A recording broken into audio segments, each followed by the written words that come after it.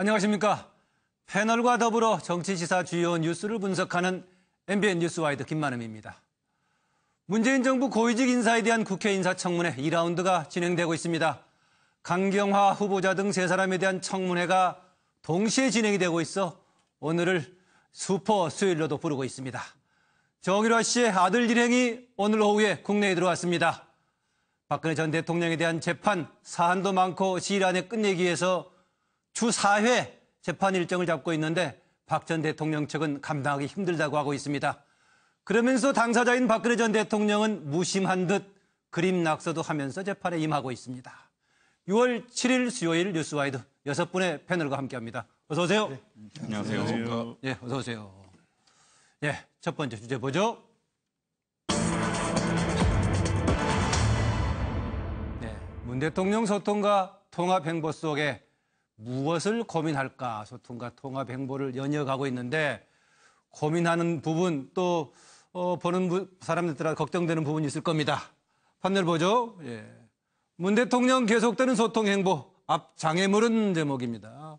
어제 62회 현충일 추념사에서 상당히 감동스러운 대목도 있긴 했습니다. 직접 또 참석했던 유공자를 직접 부축했고요. 추념사에서 서해 용사 등에 대해서 애국자를 구체적으로 일일이 언급을 했습니다. 또 보훈병원을 입원해서 예정이 없던 환자까지 직접 위로했고 소방관들에게 눈물을 흘리지 않는 나라를 만들겠다고 노고를 이루었습니다. 눈물 얘기가 나오니까는요. 정치란 백성의 눈물을 닦아주는 거다라고 했던 인도의 네루의 말이 기억이 나네요. 이렇게 소통과 통합의 행보를 하고 있고 최근에 조금 하락하긴 했습니다만 지지율 역시 고공 행진 중인데 당장 걸려있는 문제들이 많습니다. 오늘 3사람에 대한 인사청문회가 진행이 됐지만 이미 인사청문회를 진행했던 김상조 공정위 후보자에 대한 경과보고서의 채택이 안 된 상황이고요. 추경 문제도 지금 해결해야 되고 또 야당에서는 협치와 소통을 강조하더니 어떻게 된 거냐 일방적으로 밀어붙이는 거 아니냐 이런 문제를 제기하고 있습니다. 질문을 한두 개 좀 던져볼 것이 나왔는데 자료 화면을 좀 보고 질문을 다시 한번 찾아보겠습니다. 국가를 위해 헌신한 한 분 한 분이 바로 대한민국입니다. 보수와 진보로 나눌 수도 없고 나누어지지도 않는 그 자체로 온전히 대한민국입니다. 독립운동가의 품속에 있던 태극기가 고지댕찰들이 벌어지던 수많은 능선 위에서 풀럭이었습니다.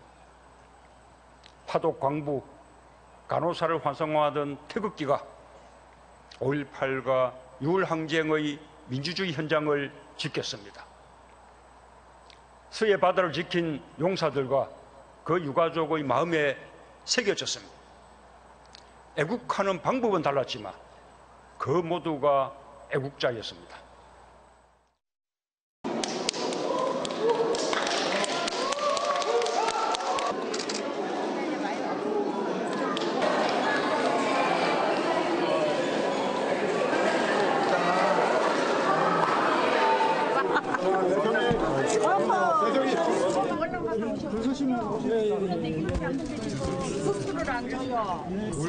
공사실이에요. 예. 아니 여기 광복군에서는 무슨 역할을 하셨어요? 광복군에서는 광복군에서 무슨 역할 하셨냐고요? 통사령부에 있으세요. 좀 이게 트라우마 아까 외상센서 들어서 이쪽에 대해서 조금 전문적인 그런 그 진료 의료를 할 수 있는 그런 선생님들이 많이 여러분 계세요? 네, 저.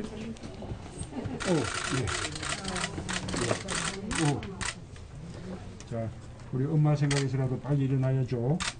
지하철을 조심히 받으시고요. 그래요. 잘 될 겁니다. 자신 있죠? 화이팅, 화이팅. 손다리 아주 화이팅.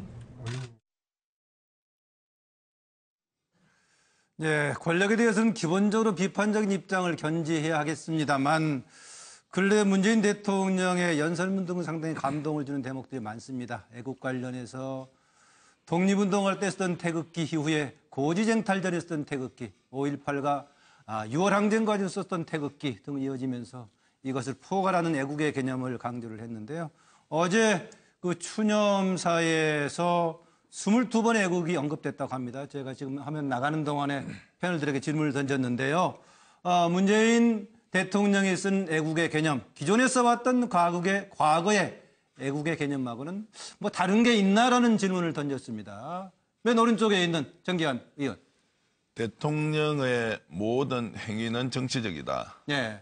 정치적으로 어떤 의미를 담고 있느냐. 역시 대통령은 진보정권이라는 국민의 불안감을 해소하기 위해서 애국이라는 단어를 썼다. 결국 자신을 지지하지 않았던 중도 또는 합리적 보수 진영까지 끌어안아서 정권 운영, 국정 운영의 안정적인 기반을 확보하겠다는 이런 정치적 의미가 저는 담겨 있다고 보고요. 예. 평소에 저분이 갖고 있던 이제 생각도 담겨 있다고 볼 수 있겠지만 그보다 더 중요한 것은 정치적 상징성으로 이렇게 통합적 행보를 하는 것이 궁극적으로 문재인 정부 성공을 위해서 매우 필요한 것이고 그런 것들을 현충일이라는 특별한 날에 맞춰서 애국을 강조하고 국민들에게 감동을 주는 정치적 퍼포먼스에서 상당히 성공을 거둔 어제 하루였다. 이렇게 저는 평가하겠습니다. 예. 반대쪽 끝에 있는 노영희 변호사. 지금 이제 문재인 대통령이 보여주고 있는 행보는 사실은 감성적인 그런 행보를 많이 보이시는 것 같은데요. 예.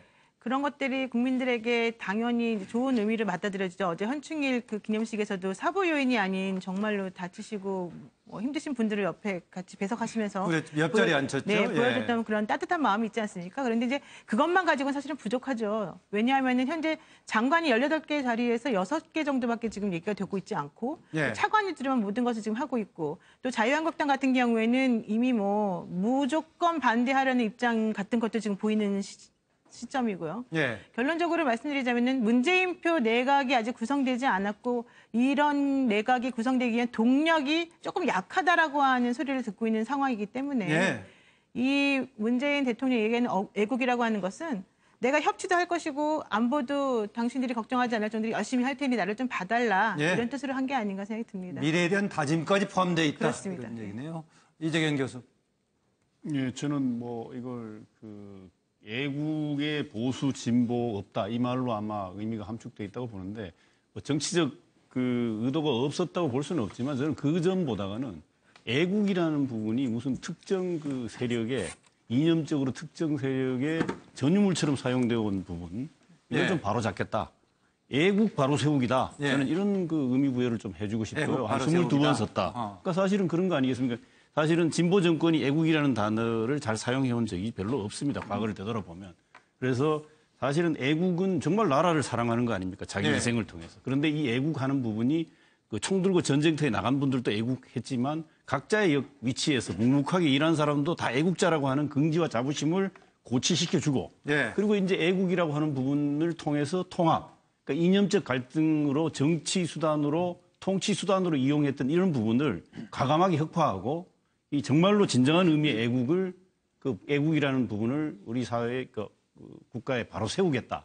그러니까 모두가 애국하는 사람들이다라고 하는 점을 자긍심을 고취시키기 위해서 각별히 22번에 걸쳐서 애국을 언급하지 않았나 저는 그렇게 예, 마침 어제 그 내용에서도 보수 진보를 넘어서는 통합을 얘기한 대목도 있죠. 서영호 소장. 네, 저도 뭐 이재경 교수님하고 같은 생각인데요.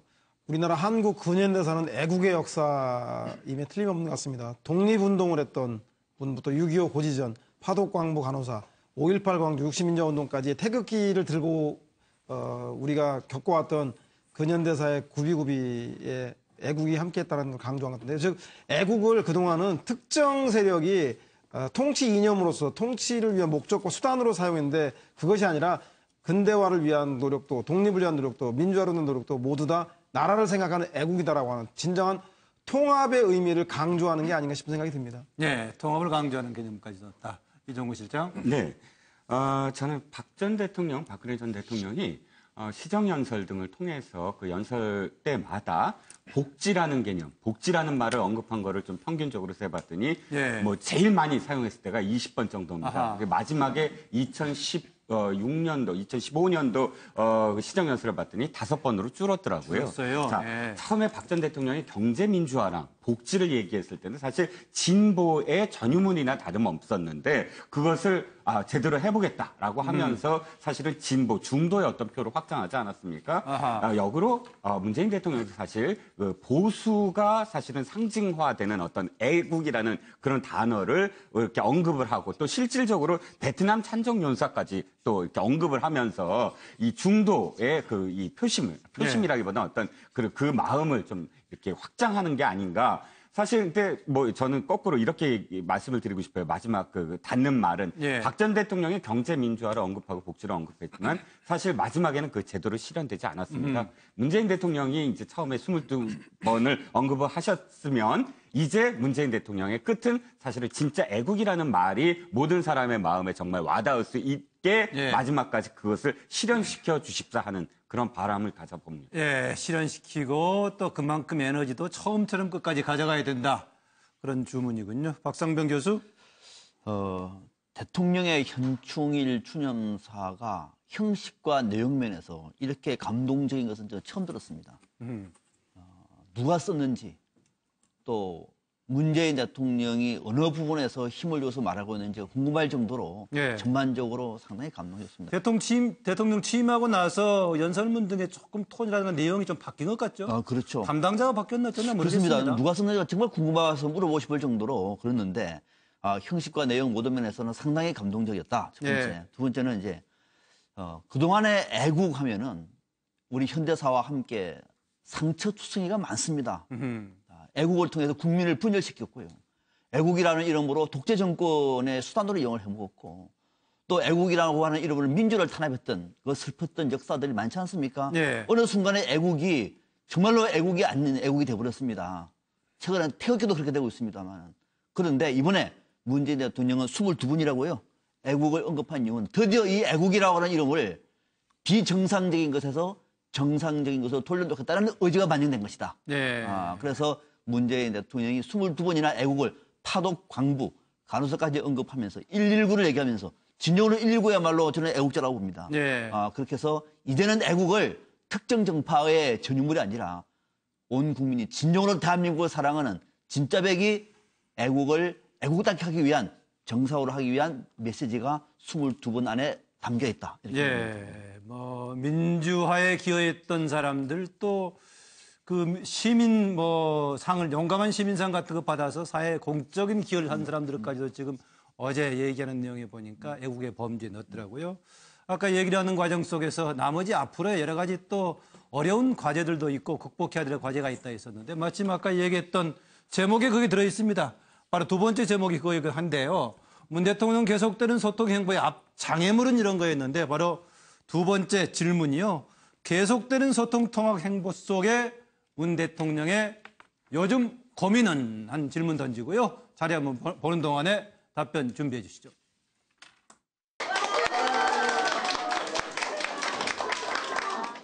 친구들이 아직 어려서 잘 못할 수도 있으니까 도와주세요. 자, 멋있는 삼촌도 같이 도와주세요. 같이 해볼까? 포즈 잡고 포즈 잡고 우와, 진짜 잘한다. 와.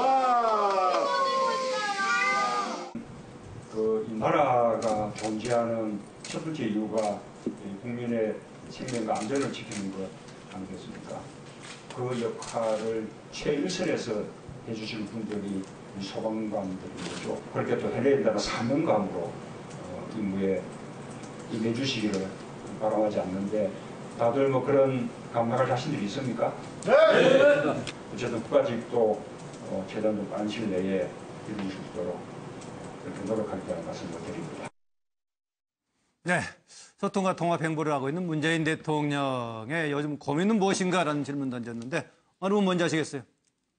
네, 제가 먼저 할까요? 그러세요. 네. 박상병 교수. 아무래도 임기 초기에 대통령에 대한 기대가 많아지다가 기대가 떨어지면서 지지율이 떨어지는 것은 인사 문제거든요.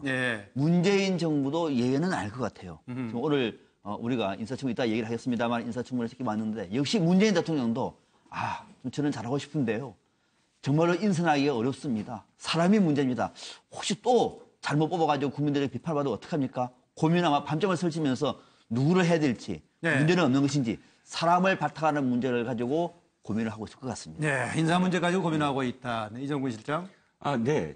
요즘 들어서 이제 쇼라는 말이 많이 등장을 하죠. 물론 네. 일부 야당에서 또 그렇게 지적을 하고 있지만, 뭐 쇼라는 것이 꼭 나쁜 의미가 아니라 이미지 정치 중요합니다. 어떤 이미지를 구축을 하고 어떤 이미지 속에서 사실은 국민들한테 그것을 감정적으로 또 소통을 하느냐 이런 부분에서의 어떤 쇼라면.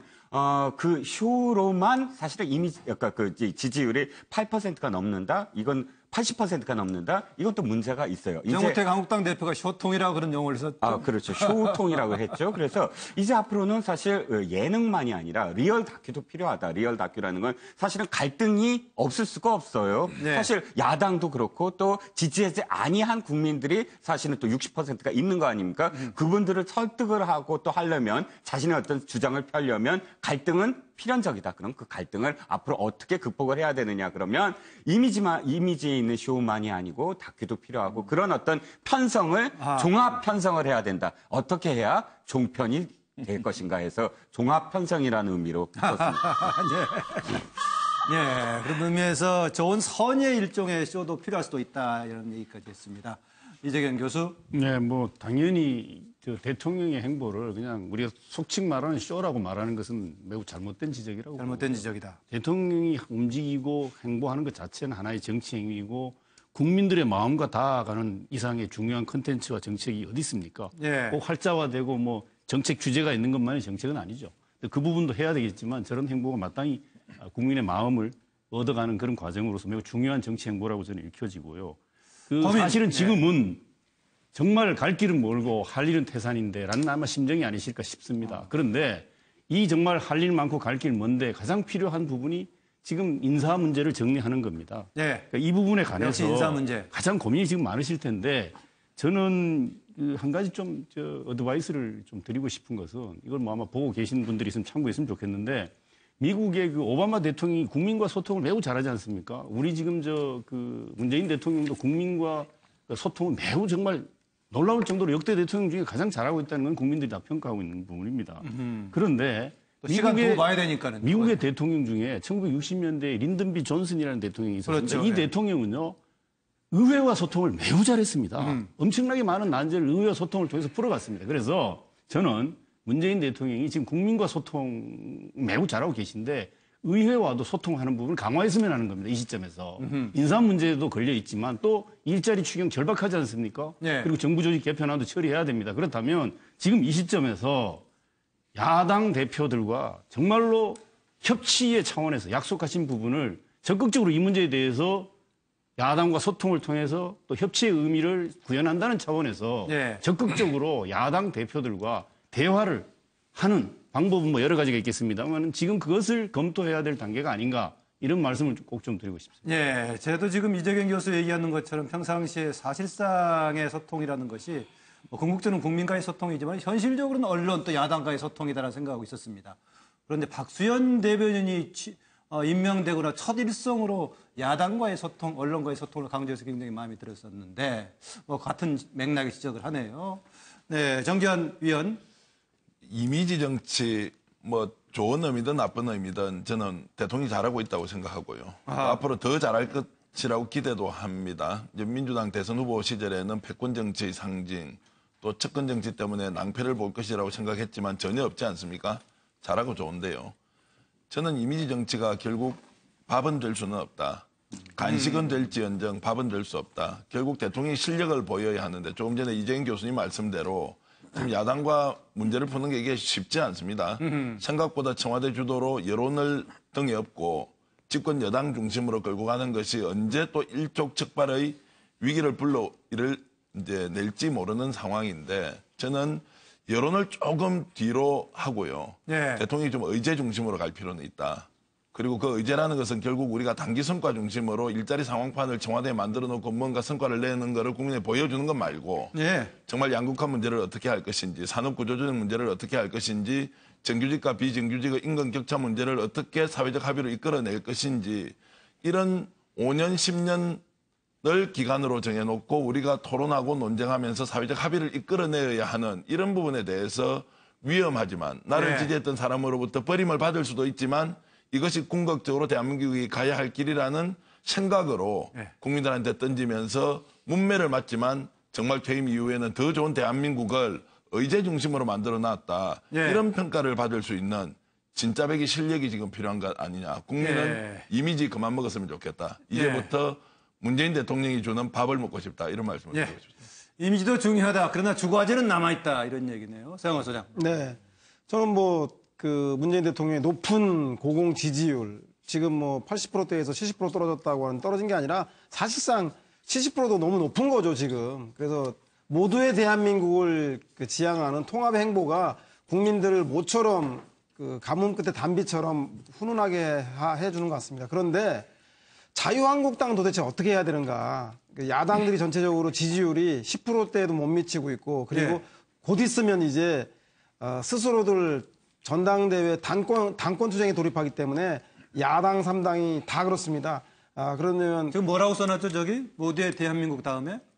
모두의 대한민국의 통합 행보를 하는데 자유한국당 도대체 어떻게 하면 좋겠는가. 야당에 대한 대책 중에서 어떻게 하지? 웃자지 이게. 아, 예. 근디 자유한국당은 웃자지. 예, 예. 사투리를 써서 어느 지역 사투리인가요? 어느 지역이죠?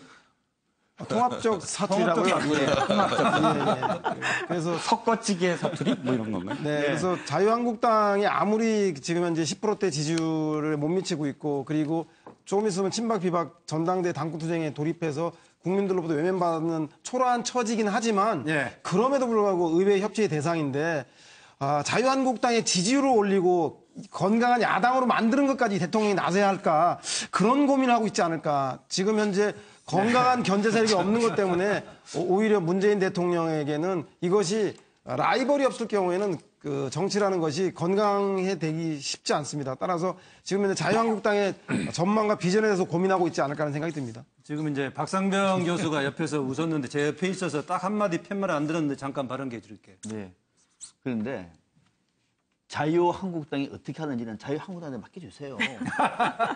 아, 그 얘기하려고 했어요? 그렇습니다. 그걸 왜 그 문재인 대통령이 고민을 합니까? 티났습니까? 너무 티났습니다. 대통령 얘기하면서 자유한국당을 좀 비판하려고 했더니 네, 너무 됐습니다. 티났습니다. 예, 노영희 변호 차례입니다. 예.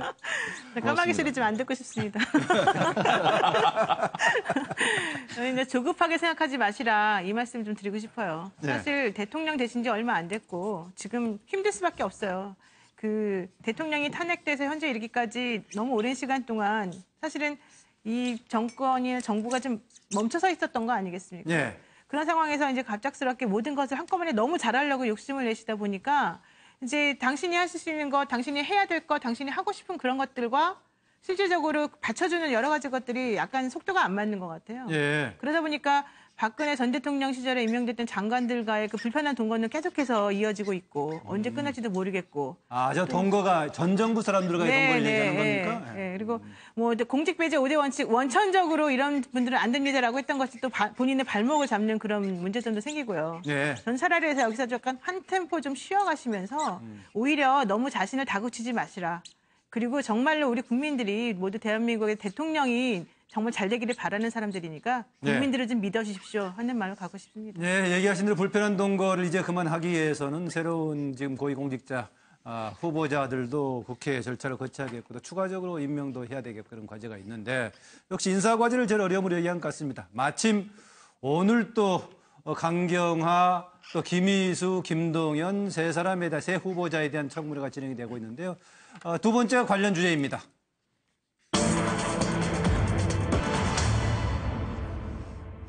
이게 제목이 맞나 모르겠습니다. 결정적 한방 없는 슈퍼청문회. 한국당의 친박들은 낙마 총공세를 펴고 있다라는 제목인데요. 좀 내용을 보죠.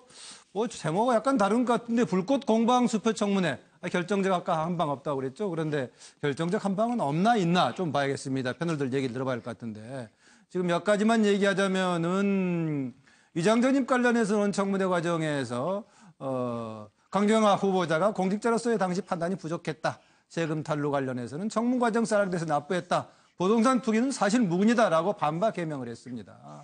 그리고 김인수 헌법재판소장 후보자 통합진보당 해산에 소수 의견 내서 반대했던 것은 결과적으로는 헌재는 다수로 동의했지는 않느냐. 그러나 본인은 민주주의의 본질을 말하고 싶었다라는 얘기고 5.18 판결 관련 5.18 관련해 가지고 시민군을 태웠던 운전자에 대해서 당시 사형을 언도했던 부분에 대해서는 본인은 실정법의 토대를 둬서 했던 것이지만은 괴로운 역사고 진심으로 죄송하다라고 얘기했습니다. 김동연 후보자 초기에 나왔을 때는 다른 후보자들에 비해서 논란거리가 별로 없는 거 아니냐 했었는데 역시 거론됐던 것이 병역 검사 조작 논란이 됐는데 본인은 명명백백히 해명했다 한다라는 주장을 했고 부동산 투기에 관련해서는 투기한 적 없다라는 겁니다. 이어서요 자료화면 보면서 관련 질문은요 전반적인 이번 세 사람에 대한 청문회에 대한 평가를 질문을 던지고 자료화면 먼저 보죠. 여성이 우리 사회에서 남성보다 훨씬 더 어려운 조건에서 지금의 그 위치에 올라왔으리라 생각하고 축하도 드리고 강경화 후보자의 발탁은 국제무죄에서 능력을 인정받은 전문가. 여당 의원님들은 옛날에 전부 호랑이 같으시더니 지금은 전부 고양이가 되셨어요. 예, 이거 어떻게 검증을 하시려고 그러시는 건지 치어리더 역할을 하시려고 그러는 건지 잘 모르겠습니다만. 자, 후보자님. 제가 트럼프 대통령이라고 가정하고 대한민국 외교부 장관으로서 지금 벌어지고 있는 사드 현안과 관련돼서 대한민국의 입장을 어떻게 설명할 것인지 말씀해 보시죠. 네, 일단은 이 문제를 미국 정부와 협의하고 돌아온 안보실장 그리고 특사 여러분께서 나눈 자세한 대화 내용을 먼저 검토를 해야겠죠. 알겠고요. 그러면 중국의 사드 보복에 대해서 제가 시진핑 주석이라고 가정하고 대한민국의 외교부 장관으로서 중국의 사드 보복이 부당하다 하지 마라라는 설득을 좀 해보시죠. 네, 그 외교 설득이라는 게 소수 의견이 있다는 것은 그 사회가 매우 건강한 거고 그 헌법재판에 대한 연방대법원 재판에 대한 신뢰가 있는 것을 전제로 한다 이렇게. 지금 후보자가 내린 판결이 제가 아침에 낸 보도자료에서 본 것처럼 19건 전부가 민주당에 편향된 판결이었습니다. 민주당 의원들이 인사청문회에 참여하는 것도 저는 좀 검토가 필요하지 않나 하는 생각을 하고 있습니다. 소수 판결도 존중돼야 된다고 생각합니다. 그런데 소수 판결로 위장해서 특정 정당을 편드는 판결만 계속되면은 이것은 좀 곤란하지 않습니까? 뭘 가지고 말씀을 하시는지 제가 얼른 이해가 안 됩니다만. 예, 오늘 세 후보자에 대한 청문회, 인사청문회를 보면서 우리 패널들이 본 종합평가 의원입니다. 이재경 교수. 예, 제가 먼저요. 네. 저는 우선 그 두 가지 점을 먼저 말씀을 좀 하고 싶은데 하나는 과거에 흔히 보였던 고성과 파행 이런 부분이 없었던 점이 눈에 좀 보였고요. 또 하나는 생각보다가 정책 능력 검증하는 질의응답이 많았습니다. 예. 단지 여당 의원만 예상대로 그런 것이 아니라 야당 의원들도 그런 질의하는 모습은 상당히 일단 보기가 좋았고요. 청문회 자체는 질이 좀 더 나아졌다는 평가는 저는 그렇게 평가를 합니다. 전에 고성과 파행을 아예 밥 먹듯이 했던 것에 본다면 그리고 아마 후보자들의 태도인데요. 그러니까 시중에 언론에 이미 막 얘기됐던 의혹 제기된 부분들 이상의 것의 새로운 것은 나온 건 없어 보이고 후보자들의 태도는 사과할 것은 분명히 사과하고 또 해명할 것은 적극 해명을 하고 또 아닌 건 아니다라고 얘기하고 그리고 또 정책과 관련된 부분에서는 본인의 소신을 아마 여과 없이 얘기했던 그런 점이 보였습니다. 예컨대 김동연 기획재정부 장관 후보자 같은 경우에는 여당인 박영선 의원의 질문에 담뱃값 인하 문제와 관련한 질의에 대해서도 현재 정부가 맞추고 있는 스탠스를 충분히 고려해서 그 부분을 유지하면서 단지 민주당 여당의 주장에만 호응하는 그런 모습을 안 보인 나름 소신도 좀 보였던 그런 부분이 있어서 전체적으로 제가 보기에는 아주 특별한 새로운 준비된 의혹이 나와서 이 기존의 언론의 의혹을 넘어설 만한 부분들이 지금 나오지 않은 그런 청문회가 아니었나 이렇게 평가를 합니다. 이정구 실장이 본인이 하고 싶다네요. 이재용 교수님이 저는 꽤 오랫동안 같이 이렇게 패널로 하면서 자유한국당을 이렇게 칭찬하는 걸 굉장히 오랜만에 칭찬을 해주셔서 이 칭찬이 어떻게 들리냐면 이겁니다. 이런 옛날의 고성과 파행이 없어졌다. 이게 사실은 보이콧하는 건 주로 지금의 여당인 더불어민주당이 인사청문회를 많이 보이콧을 해왔거든요. 그런데 보이콧도 안 하고 이렇게 참석을 해서 질문을 계속 하는 걸 보면 지금 자유한국당이 잘하고 있다. 이 실장님의 아들 이수식 해석이고. 아니 그 파행은 근데 충돌에 의해서 생겼던 부분. 사실 당이 그랬던 거는. 자, 저는 슈퍼 수요일이라고 불렀는데 사실 두 글자가 빠졌다.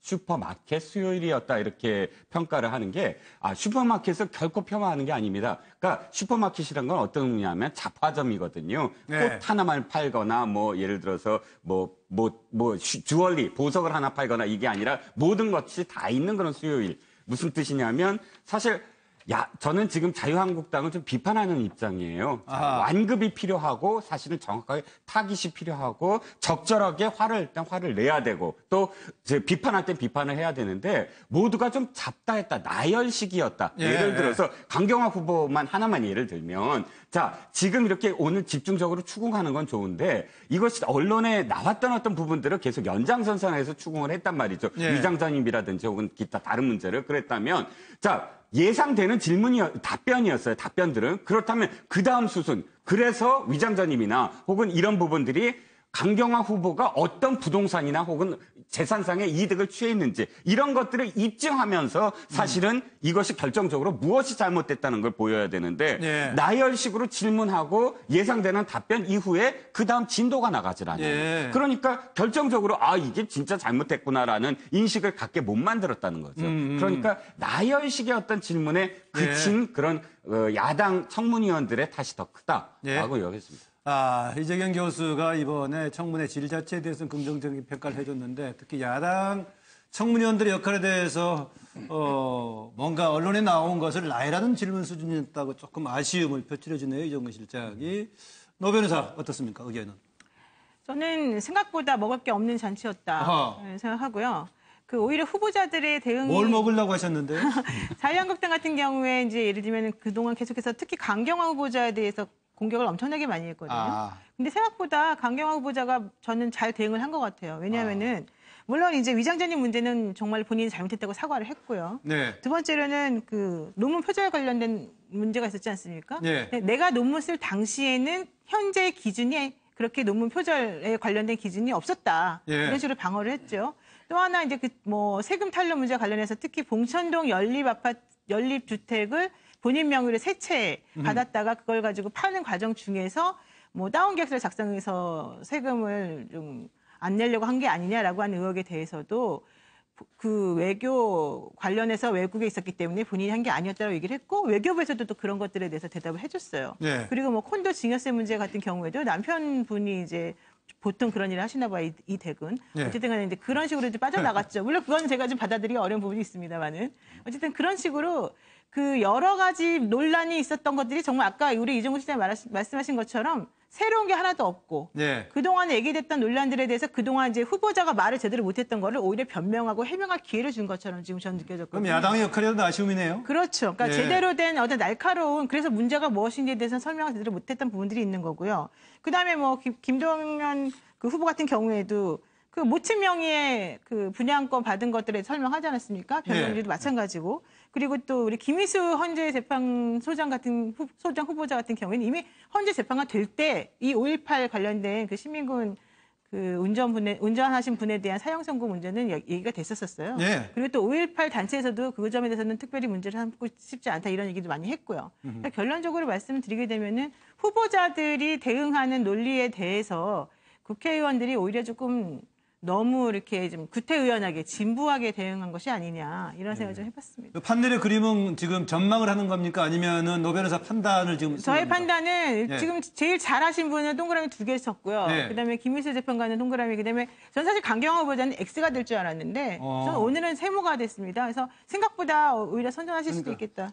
노 변호사의 평가네요. 최영호 소장. 노 변호사님이 한 말씀을 제가 그대로 써서 제 거 보고 하신 건 아니겠죠. 그래요? 소문난 잔치 먹을 것 없다. 언론이라든가 야당이 청문회 전에 의혹 공세를 했던 거에서 한 걸음 더 나아가서 구체적 물증이라든가 아니면 논리적으로 추궁해서 후보자들을 몰아세운 적이 없었습니다. 제가 볼 땐 그렇기 때문에 재탕 삼탕 청문회여서 오히려 본편이 예고편만 못했다라는 소리가 듭니다. 그래서 그에 반면에 후보자들은 김상조 후보자부터 시작해서 오늘 강경호 후보자, 김희수 후보자, 그리고 김동연 후보자까지 모두 조목조목 국민들을 설득할 수 있는 충분한 이야기를 했기 때문에 지켜보는 국민들은 모두 통요하지 않았을까 생각이 듭니다. 정기환 실장. 청문회가 꼭 필요하다 이런 생각을 좀 했고요. 지금까지 거론됐던 의혹들이 만약 사실로 드러나서 저분들이 막 해명을 하는 과정에서 변명에 변명을 거듭하고 국민들에게 실망감을 줬으면 문재인 대통령을 지지하든 지지하지 않든 정권 출범 초기에 큰 악재를 만날 것이라고 생각했는데 의외로 저분들이 나와서 당당하게 자기 소신을 밝히는 모습을 보면서 평균적으로 질이 굉장히 높구나. 저 정도면은 국정을 좀 맡겨도 되겠다. 물론 보는 사람에 따라서 강경화 당당하지만 너무 뻔뻔한 거 아니야? 김희수 소신이 있지만 고집스러운 거 아니야? 또는 김동연 후보자 희망이라고 얘기하지만 너무 인기 영합적으로 정권에 따라서 이리저리 가는 거 아니냐? 뭐 이런 것들에 대해서 찬반양론이 있을 수 있지만 이번 청문회 과정을 통해서 오히려 저분들이 갖고 있는 원래 색깔을 그대로 일단 드러냈다. 만약 저런 분들이 혹시 청와대에 수석으로 가서 야당이나 언론에서 의혹 제기를 했는데 개인이 나와서 만약에 이것이 아니라고 해명을 하면 아마 의혹이 의혹의 꼬리를 물고 정치적인 타협 또는 수단이 되어서 아마 큰 희생을 했을 수도 있는데 오늘 전반적인 내용을 보면 저는 자유한국당에도 칭찬을 하고 싶고 또 저 세 분이 특히 자신의 소신을 그대로 드러냄으로써 문재인 정권 출범에 큰 기여를 할 수 있겠다. 그래서 지금 이 순간만큼은 어떤 사안도 정파적인 것보다는 객관적으로 냉정하게 쳐다보고 저 사람이 우리 사회에 어떤 기여를 할 수 있는지를 다시 한 번 더 국민들이 생각을 했으면 좋겠다. 이런 말씀드리겠습니다. 예, 보는 관점에 따라서 어느 쪽으로 가냐 두 개를 대비시켜놨는데 정기환 의원은 방향, 세 사람 방향 어느 쪽에 좀 방향을 주고 싶습니까 지금? 저는 이제 위쪽에 일단 두고 위쪽으로 있고요. 그리고 지금까지 문제 제기를 했던 분은 뻔뻔하다, 너무 외골수다, 그리고 너무 인기 영합적으로 정권에 따라서 왔다 갔다 한 거 아니냐고 하지만 오늘 그 말씀은 저는 당당하고 소신 있고 희망을 주는 그런 청문회를 했다 이렇게 평가합니다. 긍정적인 쪽으로 평가를 하고 싶다는 얘기네요. 박상면 교수. 네, 세 가지 범주에서 정리를 하면은 국민들은 궁금했습니다. 가장 뜨거웠던 김희수라든지 강경화 후보가 오늘 있었기 때문에 관심이 높았습니다. 그런데 후보자들은 굉장히 낮게 진중한 무게로 임했습니다. 네. 반대로 국회의원들은 실력이 부족했습니다. 준비가 덜 됐습니다. 자, 전체적으로 평가를 어떻게 하느냐. 저는 오히려 김희수 헌재 소장 후보자는 아주 훌륭했다. 저것이 조금 차이는 있네요, 순서가. 네, 저것이 소신이다라는 생각이 들었습니다. 저것이 소신이다. 특히 감동적인 말은 소수 의견이 있다는 것은 우리 사회가 건강하다는 것. 상식 중에 상식이 이제서야 헌재 소장 후보자 입에서 나왔습니다. 너무도 맞는 얘기입니다. 이 정도 돼야 되고 광주 문제와 관련해서는 그동안에 고뇌가 참 많았다. 죄송하다라고 했던 얘기 진솔한 측면도 보여줬습니다. 박 교수가 아주 공감했나 보네요. 네, 아주 공감했습니다. 표정까지 지금 그렇죠? 보니까요. 네. 예. 그리고 또 반대로 김동연 후보자 같은 경우에는 대체로 무난했다는 생각이 들고요. 강경화 후보자는 오늘도 여전히 미흡했다. 오히려 의원들이 뾰족한 어떤 다른 안을 제시하지 못해서 전체적으로 밋밋하게 갔습니다만은 미흡했던 것이 한 가지가 뭐냐면은 거제도에 임야 주택을 샀는데 남편이 은퇴 후에 이제 생활을 하기 위해서 샀다고 얘기했습니다. 두 딸 이름으로 되어 있어요. 주택은 왜? 두 딸 이름으로 해주면 두 딸이 자주 올 것 같아서. 뭐 이해가 되십니까? 그러면 두 딸 이름을 안 해주면 두 딸이 아예 안 옵니까? 그 집은? 이런 것들은 국민의 눈높이가 전혀 다른 문제고요. 한 개 더 동네 오피스텔은 남편이 친구들하고 모임을 할 장소를 위해서요? 오피스텔에서 모입니까? 왜요? 이런 것들은 그냥 핑계뿐이다. 그래서 이거 의원들이 제대로 파지 못한 것이 아쉽긴 합니다만은 강경화 후보자는 미흡했다가 제 총평입니다. 그런데 이제 제가 조금 그 말씀에 이런 측면도 봐야 되죠. 그러니까 그 대개 성향을 달리하는 그 많은 여성 단체들이 오늘 강경화 후보가 외교장관으로 적합하다는 지지 성명을 냈습니다. 그 성향이 좀 다 다양하고 다른데요. 뭐 성폭력 상담소라든가 이런 포함해서 이런 측면들이 시민사회가 청문회에 대해서 입장을 표명하고 또 김상조 후보자에 대해서 학계의 교수분들이 그 예를 들면 적합하다라고 이렇게 평가한다고 하는 이런 부분도 청문위원으로 있는 그 여야 의원들, 특히 이제 문제 제기를 집중적으로 하고 계신 야당 의원들께서도 이런 점도 좀 충분히 참고해서 이게 판단해 줬으면 좋겠다. 이런 얘기를 좀 드리고 싶네요. 그래요. 이정훈 실장 한마디 하죠. 사실은 그 강경화 후보자에 대해서 여성 단체들이 보수냐 진보냐 상관없이 오늘 지지 선언한 것에 대해서는 저는 굉장히 아쉽게 생각합니다. 아쉽게 생각한다. 이유는 한 가지입니다. 사실은 여성 단체가 강경화 후보자에 대해서 조금 더 사실은 엄격해야 된다라는 얘기를 해야 된다. 왜냐하면 여성이라고 해서 더 엄격하자. 그건 잘못됐습니다. 그러나 여성이라고 해서 덜 엄격하자 그것도 잘못된 겁니다. 왜? 그건 양성평 기준을 대고 있는 거예요. 잘 그러니까, 비교해 보시면 그렇기 때문에 그 문제 제기를 하는 거예요. 오늘 여성 단체들이 그냥 여성이니까 사실은 좀 더 그런 거 봐주자. 아니라니까요. 이 실장님 그건 정확하게 봐야 돼요.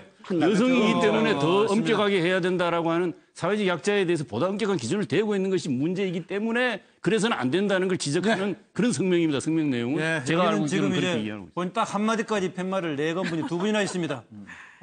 노영희 변호사 먼저 하시죠. 여성 단체들이 여성 후보자에게 덜 엄격한 것이다라는 주장에 대한 근거를 대주셨으면 좋겠고요. 첫 번째. 두 번째로는 우리 박상민 교수님 말씀하신 것 중에 뭐 딸 명의로 되면 애들이 더 자주 올 것 같고 또 남편 명의로 하면 뭐 오피스를 이용해서 뭔가 할 것 같다. 이 말을 납득하지 못한다라고 하셨는데 현실적으로는 사실 그런 말들이 조금 납득이 가는 부분도 있거든요. 그러니까 그 부분에 대해서는 조금 오픈 마인드를 조금 봐주세요. 물론 제가 그럼에도 불구하고 이 강경화 후보자의 그런 변명이나 이런 것들이 타당하다라고 생각하는 건 아닙니다. 뭐 박상민 교수. 저는 딴 것보다도 저는 이제 우리들의 얘기를 좀 하고 있는 거예요. 여성단체들이 지지하고 안 지지하고는 그건 국회의원들이 판단하는 문제고 좀 우리 입장에서 보고 있는 얘기지. 여성단체들이 보고 판단하는 거죠. 그렇죠. 여성단체들이 찬성했다고 내가 찬성할 이유가 없는 것이고 여성단체 반대했다고 해서 내가 따로 반대해야 됩니까? 우리가 그런 걸 고민할 필요 없는 것이고. 우리라고 얘기하지 마시고 그거는 박상병 박사 개인의 얘기인 거예요. 아니 그게 아니. 왜 우리라고? 내가 강제 세 사람을 평가하고 있는데 여성단체들이 찬성했다고 왜 내가 입장을 바꿔야 돼요? 아니 그러니까 바꾸라는 얘기를 하는 게 아니라 그런 걸 참고해야 된다고 제가. 아니 내가 왜 참고해야 돼요? 여야 청문위원들에게 내가 얘기를 한 거지 박상병 박사한테 얘기한 거 아까 얘기했고 거기까지 하시고 아니, 개인 얘기를 다른 기회가 지금 계속 들어오고 있는데 정기환 의원. 저는 이제 개인의 험결이 다 있다고 저는 생각하고요. 제일 중요한 것은 저분이 장관 자리를 물려야 될 만큼 그것이 중요한지 안 한지를 판단하는 것이고 그것이 여성이기 때문에 또는 남성이기 때문에 특별하게 봐준다거나 특별하게 불이익을 볼 일이 없는 것인데 지금까지 나와 있던 의혹들을 실제로 드러내놓고 검증을 해보니 충분히 해명됐던 게 있더라는 겁니다. 그러면 이 상태에서 개인적인 호불호는 저는 있다고 보고요. 그러나 그것이 장관 자리에서 물러나게 할 만큼 중요한지 안 한지는 아마 우리 시청자나 국민들이 알 거라고 저는 생각을 하고요. 그런 면에서 정파에 의존해서 결정을 하지 말고 저 사람이 장관감으로서 허용해 줄 수 있느냐 없느냐 완벽하냐 안 하냐의 문제로 가서는 저는 우리가 좋은 사람을 찾을 수 없다고 생각하고요. 허용할 수 있느냐 없느냐의 문제로 들어가면 비교적 쉽게 판단할 수 있다고 저는 봅니다.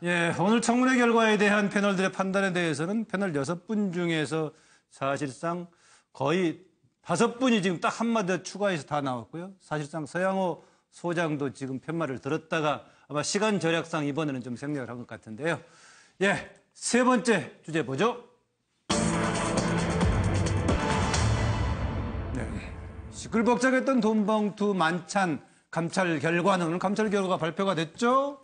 그런데 일단 그 주요 인사들에 대해서는 면직으로 결론을 낸 발표를 했는데 여기 그림이 나와 있네요. 당시 식당에서 식사했던 오늘 비용 나니까 그때 1인분에 6만 원이 뭐이 나왔는데 1인당 계산해 보니까 9만 5천 원 오늘 발표가 됐더라고요. 95만 원 해가지고 1인당에서. 이영렬 전 지검장, 안태근 전 검찰국장 10여 명이 먹었는데 저녁 먹으면서 70만 원에서 100만 원에 대한 돈봉투 줬다가 일부는 돌려주기도 했고 이런 내용에 대한 감찰 결과였습니다. 근데 뭐 중간에 과정에 보면은 감찰반이 현장에서 가서 식사하면서 감찰을 해가지고 식사 만찬에서 돈봉투 사건이 터졌는데 식사하면서 했던 것이 웬일이냐 뭐 이런 경우가 있냐 논란이 되기도 했습니다. 일단 이영렬 현 지검장에 대해서는 면직 공고를 하고 김영란법 위반, 청탁금지법 위반에 대해서는 검찰에 수사 의뢰를 했고요. 안태근 전 국장에 대해서 역시 면직 공고를 했는데 그다음에 이 뇌물 횡령혐의 관련 적용 대상은 아닌 걸로 봤었고 품위 손상만 인정해가지고 면직 공고를 했습니다. 나머지 참석자 8명에 대한 경고 조치를 했는데 돈 관련해서는 대체로 감찰 결과에 대해서는 그 돈의 출처에 대해서는 모두 특수활동비에서 나온 걸로 확인을 해줬습니다. 뇌물 횡령은 적용 안 했는데 대신 이영렬 지검장의 경우 김영란법 위반 소지는 그게 100만 원 준 거에다가 식사비 9만 5천 원까지 하면 100만 원 넘은 거에서 대가성과 상관없이 100만 원 넘었을 경우엔 하는 이런 쪽이었었는데요. 이 관련해서 질문을 오늘 던지는 것이 이영렬 전 지검장 청탁금지법 위반, 안태근 무혐의 이런 돈봉투 만찬 감찰 결과에 대한 패널들의 평가를 질문으로 던지고요. 자료 한번 보겠습니다. 이영렬 전 서울중앙지검장과 안태근 전 검찰국장의 경우 안 전 국장이 관련된 사건이 종결된 지 나흘 만에 고위공직자로서 부적절한 처신을 하여 검찰의 공정성에 대한 사회 일반의 신뢰를 크게 훼손한 점에 비추어 더 이상 검사로서의 직무를 수행하기 부적절하다고 판단하여 각각 면직 청구가 타당하다고 권고하였고, 특히 이 전 지검장의 법무부 검찰과장과 형사기획과장에 대한 경력금 및 음식물 제공은 청탁금지법 위반으로서 형사처벌이 된다고 판단하여 그 부분에 대한 수사 의뢰를 권고하였으며. 네, 정기환 의원님 먼저 말해주실래요? 저는 민심과 법심과 금심이 다 그냥 혼합돼서 결과를 예측하기가 매우 어렵겠다. 실제로 저분들을 수사해서 기소했을 경우에 최종적으로 법원의 판결이 유죄까지 나올까 하는 생각이 들고요. 일단 민심으로 보면은 저 두 분 거의 구속돼 있어야 되는 거 아닙니까? 그만큼 중대한 문제로 우리가 출발했지만 막상 적용을 해보려고 하니까 마땅치 않았다는 것이고요. 그리고 그 원천적으로 그 예산을 제공했던 데는 결국 국가였는데 이 문제가 민심과 법심과 금심이 다 검심은 자기 식구들 감싸게 얘기하는 겁니까? 그런 부분도 왜냐하면 공적 예산을 가지고 집행한 것을 처벌을 한다면 어떻게 해서 앞으로 공적 예산을 집행할 것이냐 이런 것까지 다 좀 섞여 있는 상태다 이렇게 저는 평가하겠습니다. 네, 이정현 교수. 저는 뭐 이 징계가 되게 미흡하다는 그런 그 감정을 느낄 수밖에 없어요. 미흡하다. 이영렬 면직한 거는 면직은 사실 중징계에 해당하는 건 맞습니다. 그런데 이제 청탁금지법으로 수사 의뢰를 했지만 안태근 전 검찰국장의 문제는 이 사실은 기소 나흘 후에 만났다는 거 아닙니까? 그게 사후 뇌물죄의 가능성은 없는지에 대해서 저는 수사를 해야 된다고 봅니다. 그리고 이게 특수활동비를 왜 수사 다 끝난 상태에서 모여가 밥 먹고 돈 나눠주는데 특수활동비를 왜 씁니까? 그 이유도 석연치 않고요. 그리고 이 8명을 왜 경고합니까? 경고 이상의 징계를 해야 되는 겁니다. 그게 국민이 바라고 제대로 아마 검찰을 이 돈봉투 사건을 제대로 규명할 수 있는 방법에 근접해 가는 건데 지금 이 오늘 내놓은 수사 결과는 대단히 미흡하다는 생각을 지울 수가 없었어요. 이 부분에 대한 좀 추가적인 부분이 필요하지 않나 이런 생각이 드네요.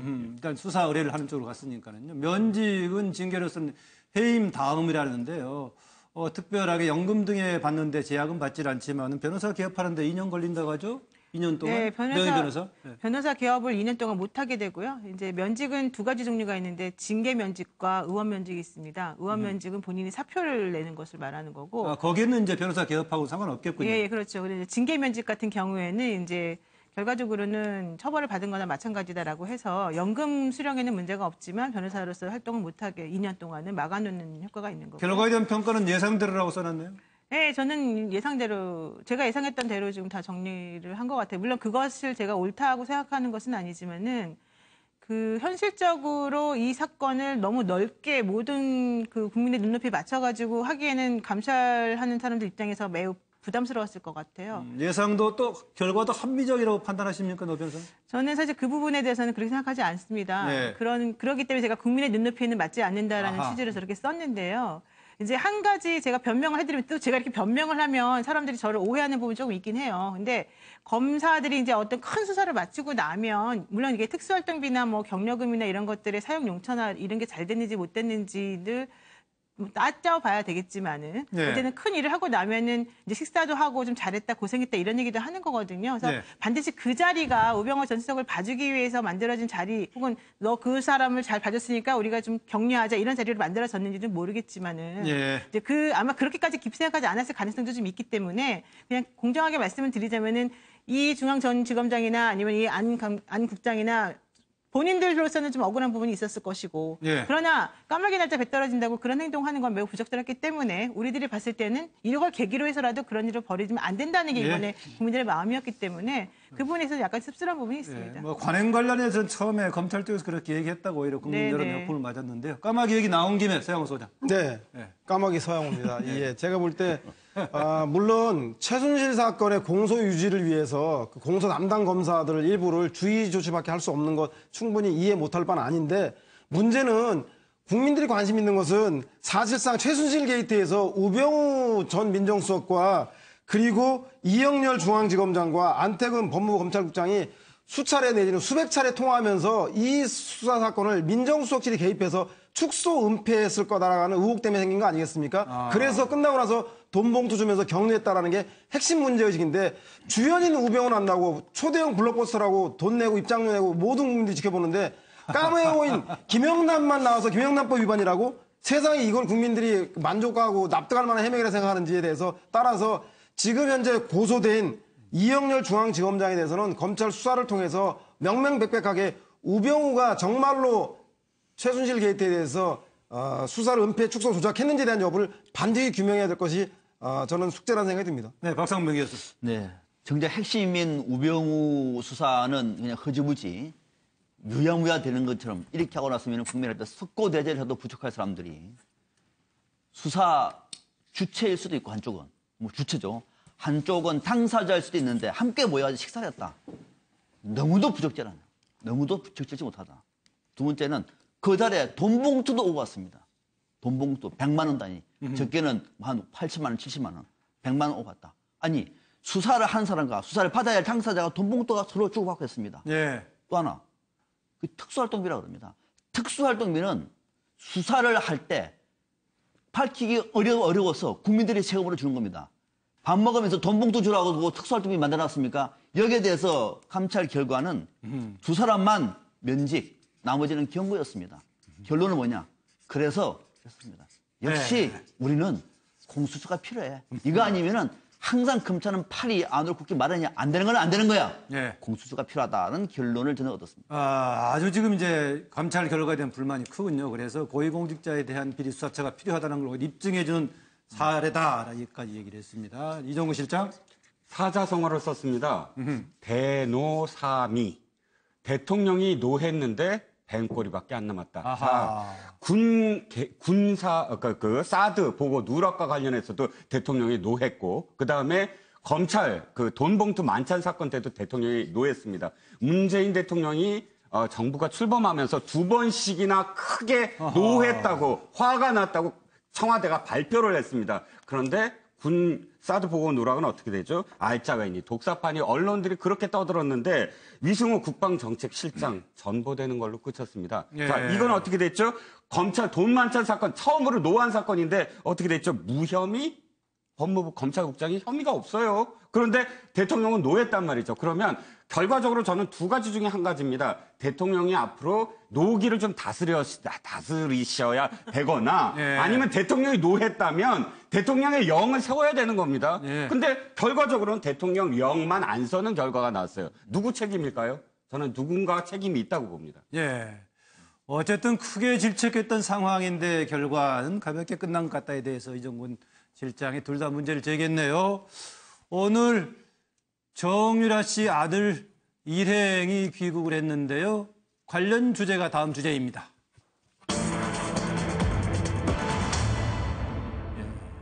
정치하드 이슈, 체류 비용 모른다는 정유라. 그도 정유라 씨가 들어오면서 체류 비용 뭐가 어떻게 되는지 모른다. 본인은 구치소에 있었다 이런 얘기했는데 추가적인 도우미들이 들어왔는데 어쨌든 정유라 일행들이 귀국하고 했고 또 장시호 씨는 또 이제 출소를 만기가 돼서 저녁에 출소를 하게 되고 하는 것인데 이게 어떻게 될 것인가라는 얘기입니다.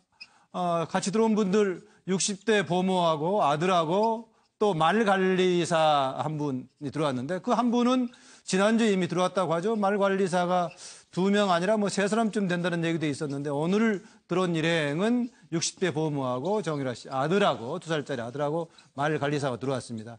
이 사람들이 들어와서 과연 새로 들어왔을 때 정유라하고 관련돼서 무엇을 추가로 밝혀질 수 있나 이런 것들입니다. 노승일 씨도 그런 얘기했습니다. 정유라를 돌보아주는 사람들이 최소한 5명이 된다. 정유라는 공주처럼 살았다 이런 얘기했습니다. 그동안에 나왔을 때 또 장시호 나오게 되면은 정유라도 지금 구속이 안 돼 있는 상태인데 만기가 돼가지고 장시호 나오게 되면 과연 만나서 무슨 얘기 등을 할까 여러 가지 궁금증이 생기는데요.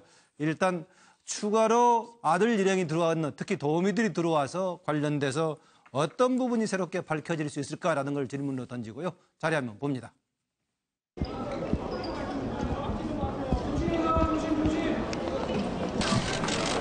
동일하시 도피 도는 거 맞습니까? 위험해. 자, 조심. 세종이 누가 지원해줬나요? 조심해서 뒤에 문. 국내 어딜 거주하실 예정이십니까? 자, 조심. 지금 어디로 가시나요? 지금 어디로 가세요? 수고합시다. 시험관 아이로 태어난 게 정유라고. 그래서 정유라가 생물학적 우리 아빠라고 표현하는 게 정자만 제공했다. 그 표현인 것 같고. 그럼 자랄 때는 별로 아버지로서 뭐 해준 게 없다는 뜻인가요? 본인에게? 아니면 자랄 왜 정이 왜 때는 없지? 시험관 아기라고 해도 어쨌든 아버지 어머니잖아요. 예, 근데 자랄 때는 할머니 할아버지도 계셨고, 그다음에 그 같이 일했던 그 아주머니가 계셨어요. 나이 드신 아주머니가 정유라를 어렸을 때부터 이제 돌봐주신 아주머니가 독일까지 오신 걸로 알고 있거든요. 그분이 하시는 말씀이 정유라는 어렸을 때부터 공주로 살았다. 제가 그 정유라가 다니면 5명이 붙었대요. 이야. 집에서 일하는 사람이 5명이 붙어서 어떻게 된 거야 도대체? 관리를 했다는 거죠. 엄청나. 예. 현지에서 생활하시는 고모분하고 아들분은 그 체류 비용을 어떻게 해결하시는 거죠? 그건 제가 모릅니다. 저는 계속 안에만 있어서 아기만 일주일에 몇 번씩. 본인의 변호사 비용도 포함해서 현지 체류 비용은 분명히 들어가는 부분이 있을 텐데요. 네. 그 내용에 대해서 전혀 모르시나요? 전혀 모르겠어요. 예, 조력자들이 귀국을 했는데 정유라는 돈 체류 비용도 모른다라고 했는데 추가로 과연 무엇이 밝혀질 수 있을까? 또 검찰은 무엇을 밝히려고 할까? 하는 얘기인데요. 정계환 의원. 최순실과 정유라의 범죄에 대한 공모관계, 실질적인 관계가 무엇인지 밝히는 게 이제 제일 중요할 것 같습니다. 삼성으로부터 지원을 받았으면 정유라는 전혀 모르는 상황에서 엄마가 시킨 대로 한 것이고 거기에 대한 혜택만 본 것인지 아니면 삼성으로 지원받았던 돈을 정유라가 관리를 하면 직접 썼던 것인지 삼성의 누구로부터 받았던 것인지 결국 국정농단 사건에서 최순실 정유라의 실질적인 공모관계를 밝히는데 아마 이 두 사람은 두 사람이 아니죠. 이 이제 아이를 키웠던 이 할머니와 그다음에 말관리사는 아마 알고 있을 거다. 이것을 밝히는 것이 가장 중요하다고 봅니다. 네, 박상면 교수. 네, 두 사람한테는 일단은 보모한테는 도피 자금을 물어봐야 되는 거죠. 누구한테 받았느냐고, 통장에 있으면 어느 통장이냐고. 제일 중요하지 않습니까? 거기다 네. 더해서 현지에서 마지막으로 최순실 일가가 한국에 왔으면 어느 정도 청산을 하고 오지 않겠습니까? 자동차를 렌트했다든지 또는 뭐 변호사 비용이라든지 등등. 이건 어떻게 됐는지는 아무것도 증거도 안 하고 그냥 오지를 못했을 테니까 네. 그 부분은 상당 부분은 부모가 알고 있을 것 같고 말 관리사는 그거는 아닌 것 같아요. 말 관리사는 이제 말을 관리할 때 돈이 많이 들잖아요. 그 돈을 누구한테 받았죠? 그리고 그걸 말 관리하는 돈이 어디서 온 것이며 또 정유라가 말을 탈 때 말을 세탁을 했다는 말도 있었습니다. 아마 말 관리사가 제일 잘 알 거예요. 이 내용은. 이것들을 물어봐야 되는 것이죠. 네. 따지고 보면은 이것이 이번에 뇌물죄의 핵심이기 때문에 두 사람은 참고인 신분으로도 빨리 좀 검찰이 조사를 해야 될 것 같습니다. 네, 이재경 교수. 예, 이게 그 원래 돈을 따라가면 그 실체와 끝이 보이잖아요. 근데 이제 돈을 따라가면 되는데 지금 가장 검찰이 밝혀야 될 부분 중에는 이 사람들한테서는 사실은 그 독일, 덴마크 도피 생활의 도피 자금이라고 규정해야 되겠죠. 범죄 혐의가 있기 때문에 이 자금의 출처를 밝히는 게 매우 중요합니다. 특히나 이 호화 도피 생활을 했다고 하는 것이 국내 언론을 통해서 많이 보도됐는데 이 자금의 출처를 알 수 있는 이게 돈을 집행했던 사람들이지 않습니까? 네. 그러니까 실제로 말관리사 저 사람은 말 문제만 관리한 게 아니에요. 여러 가지로 굉장히 아마 끝까지 남아서 정유라 그 모자를 뒤에서 도왔기 때문에 저 사람이 돈의 흐름을 굉장히 많이 알고 있을 것이다. 네. 보면은 어쩌면 단순 집행했던 사람에 불과하다. 이렇게 보이고 특히 전에 노승일 씨도 얘기를 했지만 3명의 그 사람이 있었지 않습니까? 데이비드 윤 그리고 이 말관리사 이 씨 지금 귀국한 네. 사람 그리고 장남수라고 하는 이 3명 중에 지금 말관리사 이 씨가 지금 조사가 안 됐어요. 근데 아마 이 부분을 통해서 그 정유라가 언급했던 이 퍼즐 맞추는데 검찰은 대개 이 자금 출처를 파편이라도 찾아내면 이 파편들을 모아서 퍼즐을 완성시킬 수가 있을 굉장히 중요한 아마 단서를 이 사람들이 가지고 있을 개연성이 매우 높다. 이 점을 밝혀서 그 돈의 출처 그러니까 외화 도피 혐의를 입증하는데 굉장히 중요한 아마 그 참고인으로 이 사람들을 수사해야 된다. 이렇게. 네, 서양호 소장 준비됐나요? 네. 저는 뭐 어렸을 때 우리 주변에 사는 얘기 있잖아요. 우리 집은 가난해요. 요리사도 가난하고 정원사도 가난하고 보모도 가난하고 말 관리사도 가난하다는 얘기 기억나시나요? 예. 까마귀가 왜 안 날죠? 네.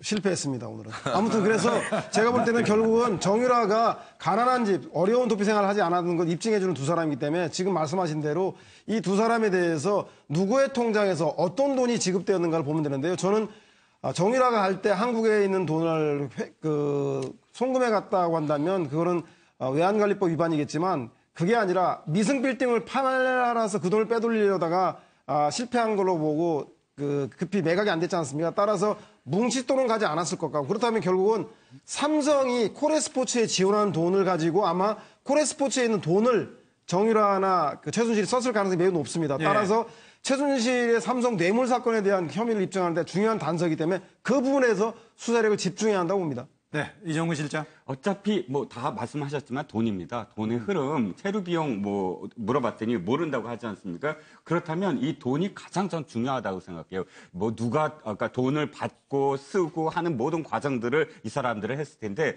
이 사람들이 그러면 실질적인 집사냐? 저는 아닐 것 같아요. 저는 확실하게 그 독일에서 계속 조력을 했다. 이 사람들이 뭐 독어를 잘한다거나 진짜 영어를 잘한다거나 독일 생활을 잘하거나 유럽을 잘하는 사람들이 아니에요. 덴마크에 가서 저는 가장 유명한 로펌의 가장 유명한 변호사를 당일날 섭외할 수 있는 사람. 그 사람이 누구냐는 거죠. 바로 유럽을 가장 잘 아는 상황에 그 사람들이 바로 조력자들인데 이 사람들 지금 온 이 말관리사나 혹은 보모한테 이런 것들을 추궁을 하면 끝내는 실질적으로 도와준 이 유럽의 그 누군가 그 배우를 밝힐 수 있다고 봅니다. 네. 노영희 변호사 왜 맨 마지막에 시키는지 알죠? 모르겠는데요. 아까 자료화면에 한번 목소리가 나왔기 때문에 맨 마지막에 해주는 겁니다. 그런 또 방송에 또. 저는 부모가 실질적으로 그 돈의 출처나 이런 걸 많이 알까? 이건 조금 의문스러운 부분이 있어요. 그렇지만 마필 관리사는 많이 알 수 있을 것 같고요. 우리가 여름만 되면 항상 생각나는 그 엽기 호러물이 있지 않습니까? 나는 네가 지난 여름에 한 일을 알고 있다. 혹시 친구들이 노 변호사한테 그런 얘기 안 했어요? 저보고요? 네. 그런 얘기 안 하던데. 봅니다. 상당히 당황스럽습니다. 어쨌든 근데 이번에도 아마도 그 당신들이 지난 250일 동안 도피 생활하면서 사용한 돈에 대해서 우리는 알고 있다라고 검찰이 물어보게 되면 아마 자기도 모르게 여러 가지 것들에 대해서 단서를 제공하지 않을까 생각합니다. 네. 여기까지 듣고요. 아까 장시호 씨가 이제 오늘 이제 만기가 돼가지고 출소하게 되면은 둘이 만나게 된다는데 이 질문을 던집니다. 정유라도 구속영장 실질심사에서 이제 기각이 된 상태이기 때문에 둘이 만나게 되면은 무슨 얘기할까라는 질문을 던지고 자료 화면 보면서 패널들 준비해 주시죠. 자, 장시호 정인 마스크 내리세요. 왜 마스크를 올리겠어요? 선서 본인은 국회가 실시하는 장시호 정인, 제가 미우시죠? 네. 이모를 잘못 만난 운명이라고 생각을 하십시오. 네. 개인적으로 저를 미워하지는 마십시오. 꼭 뵙고 싶었습니다. 연세대학교 어떻게 입학했습니까? 승마 특기생으로 입학했습니다. 그 본인의 실력으로 입학했다고 생각하고 있습니까? 지금도? 네. 저는 최순실 씨가 지시를 하면 또 따라야 되는 입장이고 네. 또 이모인데다가 뭐 거슬릴 수 오늘 증거인멸 좀 시도했다라는 보도도 나왔는데요. 독일에서 증거인멸 시도한 적이 있으신가요? 아니요, 그런 적 없습니다. 그 조력자를 만났다는 보도도 같이 나왔는데 혹시 도피 생활 중에 조력자를 만나시나요? 아닙니다. 일단 그 부분은 저희가 나중에 좀 말씀을 드릴게요. 이틀 동안 조사를 받았지 않습니까? 그리고 오늘도 3시간 반 동안 그 영장 실질심사 하는데 상당히 좀 힘이 들었고요. 거기에 나와 있던 영장 청구 사실에 있는 내용 가지고 지금 또 이렇게 이야기하시면 그에 대해서는 저희가 향후에 저희가 수사 과정에서 다 밝힐 부분이니까. 장시호 씨도 아나요? 장시호 씨는 모릅니다, 제가. 아, 그렇군요. 왜 제가 장시호 씨가 내일이 이제 구속 만기가 돼가 내일 석방이 되는데 상당히 비슷한 것 같으면서 다르다는 얘기가 있어요. 우선 교도관들이라든가 검찰에 대해서 또 스스럼 없이 웃으면서 얘기하는 것은 장시호든 정의라든 이제 비슷한 것 같은데. 네, 맞습니다. 그동안에 장시호는 오히려 지금 검찰 수사에 상당히 협력하는 쪽 아니었습니까? 그렇죠. 예, 제2의 태블릿 PC도 갖다 주고 있는데. 네네. 네. 뭐 준비하셨습니까? 두 사람이 만나게 되면 무슨 얘기를 할까? 이정구 실장 먼저 팻말 올렸습니다. 예, 제 거부터 할까요? 네. 사실 많은 사람들이 이렇게 생각할 겁니다. 그러니까 이제는 한만 남은 관계가 아니냐. 예를 들어서 정유라 씨는 어떻게 언니가 뭐 우리를 배반할 수 있어. 뭐 이런 식의 어떤 이야기가 오고 갈 거라고 다들 생각을 하실 텐데 이 두 사람 정말 사차원입니다. 진짜 어떤 얘기를 그렇게 뭐 만나서 정말로 리얼하게 이렇게 다툴 거라고 저는 생각 안 해요. 딱 지금 정유라 씨는 언니한테 이렇게 얘기할 겁니다. 구치소 생활은 어땠어? 그러니까 자기도 어떻게든 구치소에 갈지도 모르고 그 구치소라는 전혀 자기가 알 수 없는 세상에 대해서 물어봤을 테고 장시호도 사실 뭐 나와서 뭐 도움이 이런 어떤 호칭이 뭐 천사 이런 호칭이 있지만 어쨌든 목적한 대로 석방이 되는 거거든요. 예. 장소는 목적이 석방이었어요. 아들도 보고. 그러면 그렇다고 해서 뭐 끝까지 최순실에 대해서 뭐 적대감을 갖고 있다? 저는 이렇게 생각하지 않습니다. 그래서 아주 개인적인 이야기들, 뭐 덴마크 마지막 도피 생활은 어땠는지, 구치소는 어땠는지 그렇게 진짜 사담을 나누는 그런 관계라고 저는 생각합니다. 예, 노영희 변호사 받아주시죠. 그 사천 이런 얘기는 좀 위험한 발언인 것 같아서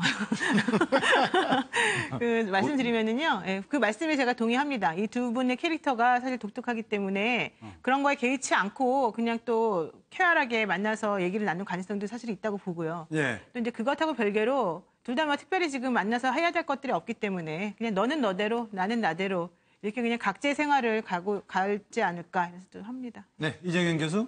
네, 이 두 사람 되게 친했다는 걸로 알려져 있지 않습니까? 그 정유라가 아기 낳을 때가 2015년 5월 8일로 날짜를 저는 그렇게 본 적이 기억하는데 그때 그 집을 제주도 집을 장시호 씨 이름으로 이렇게 장시호 씨가 구해주는 걸로 그렇게 그런 정도로 가깝지 않습니까? 그런데 이제 뭐 아무리 가까워도 현실은 현실이니까 아마 정유라가 모든 걸 파악했을 거예요. 이미 파악했는데도 몰랐다 했을 수도 있고 국내에 들어와서 더 자세히 봤을 텐데 아마 집에 TV는 있었을 거고.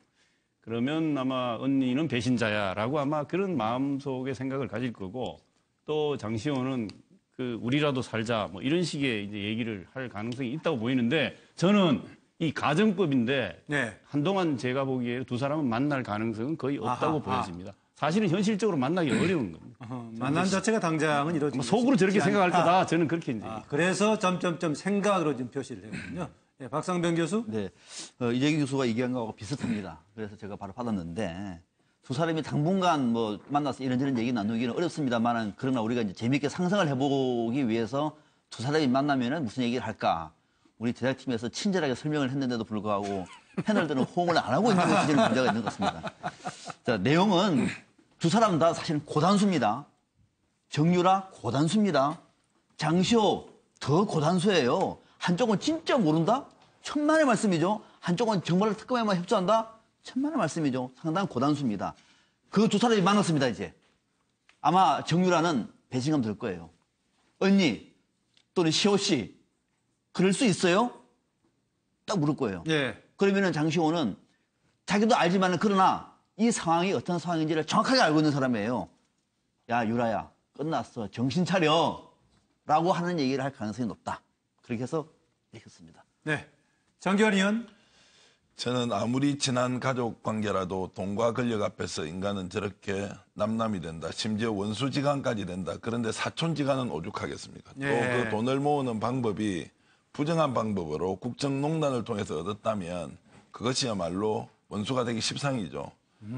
그러고 난 뒤에 저 두 사람이 만났습니다. 한 사람은 감옥살이 하다가 나왔고 한 사람은 구치소에 갔다가 나왔는데 아마 회환이 될 겁니다. 그래서 한 사람은 정말 피는 물보다 진한 것이 아니라 피는 물보다 더 흐릿하고 탁하다고. 그래서 정말 장시호가 나쁜 사람이라고 생각할 것이고요.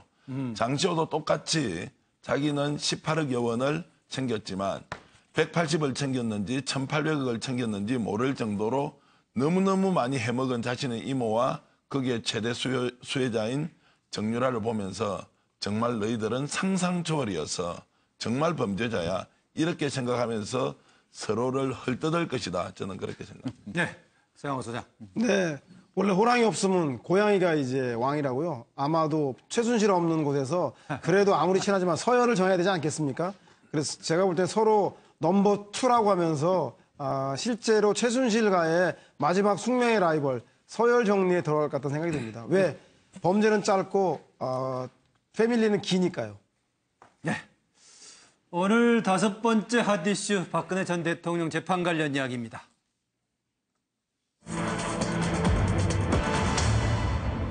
네.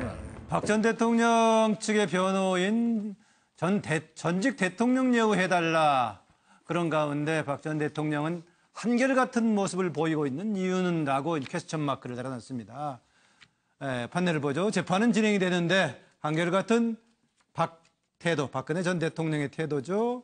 대부분의 경우에 없다고 얘기합니다. 맨 처음에 본인의 신상 신원에 대해 조사할 때 직업 5월 23일 1차 공판 때 무직이라고 했죠. 그 다음에 5월 25일 날 이틀 지나서 2차 공판이 있었을 때 마지막에 판사가 할 말이 없느냐라고 얘기하니까 나중에 말하겠다라고 지나갔고요. 그 다음에 3차 공판 때는 재판 중에 20여 분간 졸았습니다. 당시 재판 시간이 12시간이 넘어서 길어서 그랬다는 해석도 있습니다만은 재판 중에 어쨌든 한 20분간 꾸벅꾸벅 졸았다. 그리고 바로 며칠 전에 공판에서는 재판 중에 그림을 그리고 지우고 반복하고 지우는 가루가 많아서 털고 했다라는 얘기 있는데요. 이런 가운데 지금 다뤄야 될 내용도 많고 재판은 빨리 진행이 돼야 되기 때문에 주에 6번 재판을 열기로 재판부에서 결정을 했습니다. 그런데 박 전 대통령 감당할 수 없다. 또 여러 가지 체력적으로 안 된다. 등의 얘기를 하고 있습니다. 이런 상황 어떻게 판단을 해야 될지 이렇게 변호인들이 사회재판 어렵다. 전직 대통령 예우해달라. 이렇게 하면서 재판을 천천히 하자라고 하는 속내는 뭘까라는 질문을 던지면서요. 자료 화면 보시면서 답변 준비해 주시죠. 피고인 측에 앉아있는 박근혜 전 대통령을 봤을 때 예. 어떠한 반응이 없었습니다. 그 부분 자체가 내가 이 법정에 왜 앉아있지? 이런 느낌이었었어요. 내가 뭘 잘못해서 이 법정에 앉아있지? 본인이 어떠한 잘못을 했고 국민들에게 어떠한 공분을 샀는지도 인지를 못하고 있는 것 같더라고요. 예. 네. 네. 이번에는 전기현 의원 먼저 답하실래요? 네, 재판 자체만 보면 늦출수록 박근혜 전 대통령한테 유리하지 않습니까? 6개월만 참고 견디면 일단 감옥에서 빠져나올 수 있으니까요. 예. 그렇기 때문에 늦출수록 더 좋다는 생각이 있겠지만 또 다른 한편으로 보면 박근혜 대통령은 모든 것을 운명적으로 받아들이고 있다. 애시당초 이 재판은 정치적으로 시작되었고 자신은 엮여서 여기까지 왔기 때문에 그냥 이 또한 지나가리라. 그러고 나면 언젠가 무엇으로 결론이 나겠지. 이렇게 하면서 사실상 자포자기하면서 모든 것을 유영하 변호사에게 맡겨놓고 그냥 재판에 임하고 있다. 이렇게 저는 보고 있습니다. 이 또한 지나가리라 라는 표현을 했네요. 노영희 변호사. 저는 이거는 그냥 속내 같은 건 없다고 생각해요. 정말 힘들어요. 한번 해보시면 아시겠지만 열 몇 시간씩을 매일매일 한번 한다고 해보세요. 정말 힘들어요. 변호인들도 힘들고 앉아있는 박근혜 전 대통령도 너무 힘들 거예요. 정말로 힘들고요. 하기야 전쟁터에서도 좋은다고 그런 얘기 있긴 합니다. 아니 견딜 수가 없어요. 체력적으로. 왜냐하면 처음에 며칠 막 긴장해서 계속해서 신경 쓰고 듣겠지만은 저 사람이 나한테 뭐라고 공격하는지 나는 뭐라고 대답해야 되는지 이거 생각하다 보면 너무 힘들거든요. 예. 그렇기 때문에 제가 봤을 때 속내라기보다는 정말 진심으로 아마 그렇게 생각하고 있지 않았을까 생각합니다. 다른 의견 있는 분 얘기하시죠. 제가 같은 의견이라 그냥 같이 붙여서 하는 게 좋을 것 같습니다. 대신 짧게 이야기했네요. 네. 짧게 얘기해야겠네요. 짧게 하겠습니다. 자, 사실은 잘못 얘기했어요. 예우 전직 대통령과 관련한 법률에서 전직 대통령이 구치소 가면은 예우를 해줘라 이런 법령은 없거든요. 그러니까 예우가 중요한 것이 아니라 실질적으로 66세라는 나이 또 지병 또 체력 이것으로 호소를 하면 주 사회재판이 그냥 일반인도 정말 힘들다 이렇게 얘기를 했어야 사실 더 정확하지 그걸 예우를 관련해서 이렇게 얘기한 그 자체가 저는 잘못됐다라고 생각합니다. 네, 그 옆에 있는 이재경 교수. 우선 그 사회와 사매에 대해서 팩트를 바로 잡아야 됩니다. 사회는 횟수만 한 번 더 늘 뿐이지 그걸 3회로 줄이면요. 밤 12시 넘어 자정 넘어 새벽까지 갑니다. 오히려 이것이 체력적으로 66세의 고령이라고 주장하는 박 전 대통령 변호인 측이 잘못 판단하는 거예요. 그래서 4회든 3회든이 문제가 아니다. 그래서 본질은 뭐냐? 체력이 문제가 아니고 시간을 끌어보겠다. 그 날짜를 더 늦춘다는 것의 의미는 오로지 체력 문제가 아니고 시간을 끌겠다. 이것이 본질적인 속내라고 우리가 정확히 좀 봤으면 좋겠고 네. 저는 뭐 그런 의견입니다. 그리고 이게 박 전 대통령이 재판에 임하는 태도는 제가 보기엔 이건 뭐 유체이탈이죠. 재판을 사실상 외면하는 거예요. 본인은 인정할 수 없습니다. 이 재판을. 처음부터 끝까지. 그래서 그림을 그린다거나 낙서를 한다거나 이런 식으로 외면할 겁니다. 앞으로도 저는 박근혜 전 대통령이 재판정에 나와서 하는 모습에 상당 부분 시간은 그림 그리거나 낙서하거나 외면하고 지우개로 지웠다가 지워진 지우개 그 찌꺼기가 남으면 휴지로 치운다거나 이런 장면을 아마 우리는 계속해서 많이 보게 될 겁니다. 아니 왜냐하면 저분은 지금 이 재판 자체를 인정을 못합니다. 그러니까 그것이 일관된 부분이기 때문에 뭐 그런 태도가 나왔다. 혹시 이 또한 지나가리라 중에는 시간이 지나고 나면은 예정된 재판에 대한 박 전 대통령이 기대하는 좋은 결과를 기대할 수도 있겠네요. 혹시 속으로는요. 지금 당장은 그렇게 기대하기는 어려울 것 같고요. 어차피 뭐 구속 기간이 만료된다 하더라도 또 추가 혐의 뭐 이런 것들이 네. 할 수 있기 때문에 제가 봤을 때는 그렇게까지 생각하는 것 같지는 않습니다. 네, 서양호 소장. 저는 뭐 이렇게 노영희 변호사처럼 인간이 선하지 못해서 그런지 몰라도 저는 박근혜 전 대통령의 속마음, 속내는 관심이 없고요. 국민들의 속내를 좀 보면요. 부창부수, 점입가경이다. 박 전 대통령이 국정농단의 주범이면서 주사하기가 힘들다고 하는데 지켜보는 국민들은 더욱더 숨가쁘니까 빨리 진실을 밝혀서 끝내야 될 것 같고요. 이것은 마치 친박 3인방들이 나서서 강경화 후보자를 검증하겠다고는 대통령을 탄핵에 이르게 했던 국정농단 세력의 공범이며 동조자인 친박 핵심 세력들이 강경화 후보자를 검증한다는 얘기, 오늘 국민들이 청문회를 보고 무슨 생각을 했을까요? 저는 그 대통령의 그 참모들 아니었나 생각이 듭니다. 그게 연결관계가 있습니까? 네. 화나지 않습니까? 나온 김에 얘기하세요, 노영희 변호사. 예, 아니 조금 저는 들고 있었는데. 예, 아니 지금 그 말씀하신 이 그러니까 판례를 보니까 예. 지금 박근혜 전 대통령에 대한 얘기하다가 이제 친박 강경화 그 후보자에 대해서 얘기하는 거를 지금 비교를 하셔서 너무 티납니까? 예, 제가 봤을 때 그거 좀 부적절한 거 아닌가 생각해요. 네, 박상동 교수. 한마디로 말이 안 된다는 얘기를 아마 아니 그 대통령의 그 참모들 제 울분을 국민들 대신해서 그러니까 말이 안 된다는 얘기를 이해하시죠? 하시는 거예요. 예. 오늘 서양호 소장 자리 배치가 좀 불만이겠네요, 양쪽에. 자, 늑대가 나왔습니다. 늑대가 나왔습니다. 이거 공감한다는 차이를 좀 알려주세요. 그래, 늑대와 네. 까마귀의 차이를. 아마 힘들다 하면서 전 대통령이 이해가 필요하다라고 하는 주장은 뭐냐면은 박근혜 전 대통령의 지금 태도가 저 재판 내용에 정말 관심 없어요. 그리고 진짜 피곤해요. 저 할 일이 뭐가 있겠습니까? 그냥 그림이나 그리고 잘못 그려시면 지우고 하는 거고 막 그렇게 앞으로 계속 갈 것 같아요. 예. 그러면은 속내는 세워라 빨리 가거라.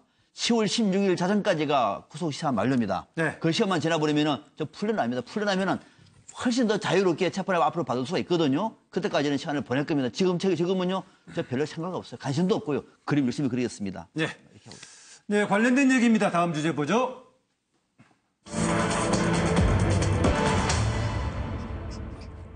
네. 앞에 나왔던 것이 또 나온 것 같네요. 빨리 다음 걸로 넘겨주세요. 네. 당황했습니다. 예. 이럴 때 또 까마귀. 이럴 때. 박근혜 측 대 최순실 측 나와 있는데 40년 직이었던 양쪽의 변호인 서로 째려보고 항의하고 또 이 과정에 변호인들 간에 최순실로 불러달라, 최서원으로 불러달라 서로 입장의 차이도 있었습니다. 이게 지금 주제인데 까마귀는 아까 여기 그 PD팀을 향해서 까마귀가 좀 날아갈 것 같습니다. 예. 동의합니다, 앵커님. 예. 지금 화면에 판넬이 나와 있는데요. 제목이 째려보고 항의하고 박채 40년 우정의 균열 얘기하고 있는데 지금 얘기가 유영하 변호사 최순실 이렇게 나와 있는데 그렇게 부르니까 이경재 변호사는 최순실 측의 지금 대리인이죠. 최서원으로 불러달라. 한쪽이 최순실로 부르는 이유, 한쪽은 최서원으로 불러달라는 이유 이런 얘기인데 그 순간에 박근혜 전 대통령이 오랜만에 지금 레이저 눈빛을 이경재 변호사를 향해서 쐈던 얘기를 하고 있습니다. 바로 관련된 얘기인데요. 첫 번째 그 질문 관련된 얘기입니다. 왜 이걸 가지고 같은 이름 한 번은 최순실로 했다가 최서원으로 개명을 했는데 이 둘 서로 다르게 불러달라고 하는 특별한 이유가 있을까라는 그렇게 불러달라는 의도는 이것을 질문으로 던지고요. 자리하면 보죠. 지난 주말에 하여튼 스트레스가 굉장히 심하고 그래서 그 구치소에서 약간 좀 낙상을 입어가지고 오늘 출석을 못했다고 그랬습니다. 그러나 뭐 저희 재판에 협조하는 의미에서 저희 변호인에 참여해서 소정 외에 지금 증인에 대한 신문을 하고 있습니다. 오후에는 그 노승일 증인의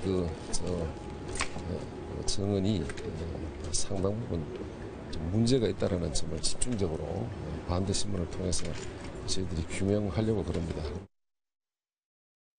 저는 낙서를 그림을 그리는 줄 몰랐어요. 요번에 와서 알았었는데 상당히 호응적이었을 때가 있었어요. 그 부분이 뭐냐면 이경재 변호사가 안민석 의원의 끝나지 않은 전쟁이라는 책을 들고 어떤 한 페이지를 두고 이걸 증거물로 제시하겠다라고 했더니 옆에 이제 이영하 변호사한테 정치적 공세에 대한 이렇게 막 사인을 주더라고요. 그래서 이제 질문들이 이제 정치적 공세로 나왔었는데 그 부분 빼고는 그냥 뭐 아무런 반응이 없었습니다. 네. 우리 국민들한테는 일반적으로 그럼 최순실 씨, 또 최순실 국정농단 이렇게 알려 있는데 개명해서 공식적인 법적인 이름 최서원이라고 하는데 양측의 변호인 간에 한쪽은 최순실로 부르고 있고 한쪽은 또 최서원으로 불러달라고 하는 이유입니다. 정계환 의원부터 답할까요? 양쪽 다 이제 형편이 딱하게 됐습니다. 한때는 뭐 운명 공동체, 경제 공동체에서 이제는 뭐 완전히 남남이 아니고 원수지간이 되었고요. 지금 어떻게 합니까? 서로 살려면 버려야 하는 수밖에 없다. 이런 상황이 된 것 같고요. 그렇기 때문에 박근혜 대통령은 두 가지 방법이 있지 않습니까? 최순실 단독으로 이 범행을 다 저질렀다고 몰아세워서 판사의 판결만 받아내면 일단 나올 것이고요. 또 다른 한 측면에서는 어느 시점에 정치적으로 사면을 받을 수 있는 기회까지 있기 때문에 최순실과 본인은 완전히 다르다고. 그래서 단독범 최순실이라고 계속 부르면서 과거 이름을 쓸 수밖에 없는 것이고요. 그걸 뻔히 알고 있는 최순실 쪽은 어떻게 합니까? 나도 살아야 되는데 살려면 바뀐 이름이 최서원이다. 이것이라도 주장해야 하고 그래서 우리가 이미 각자 도생의 길을 가고 있으니 나도 내가 가진 모든 것을 대통령에게 보여주지 않고 최순실만 오직 살리겠다. 그래서 지금부터 이름은 최순실이 아니라 최서원이라고 법적 이름을 분명히 불러달라. 이렇게 하면서 다른 길을 걷고 있다 이렇게 봅니다. 네, 박상명 교수. 네, 이거는 굉장한 차이가 있는 겁니다. 그냥 불러달라, 뭐 최순실, 최서원 얘기가 아니고 그 안에 미묘한 정서적인 차이가 있는 겁니다. 다시 말하면은 박근혜 전 대통령 쪽에서는 이미 국민은 국정농단과 최순실을 다 알고 있습니다. 머리에 각인이 되어 있는 거죠. 공인된 이름입니다. 바로 그렇게 말하면서 최순실이라고 이름을 강조하면서 다 최순실이가 문제예요. 라고 말하는데 훨씬 더 수월하죠. 국민 정서에 맞는 거죠. 그러면은 최순실 쪽에서는 최순실 그런 사람 없어요. 최서원이에요. 자꾸 우리한테 최순실이라고 하는 국민에게 공인된 낙에 찍힌 그 이름 부르지 마세요. 이름 있거든요. 최서원. 그래서 한쪽은 최순실이 문제예요. 아니요. 최순실이라는 사람은 없어요. 라고 하는 속내를 웅변하고 있는 것입니다. 네, 이정훈 실장. 재판장에서는 사실 최서원이라고 부르는 게 맞죠, 노 변호사. 그렇죠. 본명이니까, 개명을 했으니까. 그런데 그럼에도 불구하고 변호사인 유영하 변호사가 그걸 쓰지 않는 것, 저는 의도가 있다고 봐요. 당연하죠. 있다. 그러니까 이경재 변호사 측에서는 아니 알면서 당연하죠. 당연히 본명을 얘기했는데 왜 그러냐라는 항의로 끼어든 거고 또 이 유영하 변호사는 사실 의도가 있죠. 아니 사실은 진짜 말을 안 했어야지. 왜 지금 말을 정확하게 했어야지. 왜 대통령까지 끌어들여? 라는 것을 은연중에 이름을 부르면서 사실은 표현하고 있다. 예. 서로 공방을 벌일 정도면 분명히 의도가 있겠죠? 이정현 교수?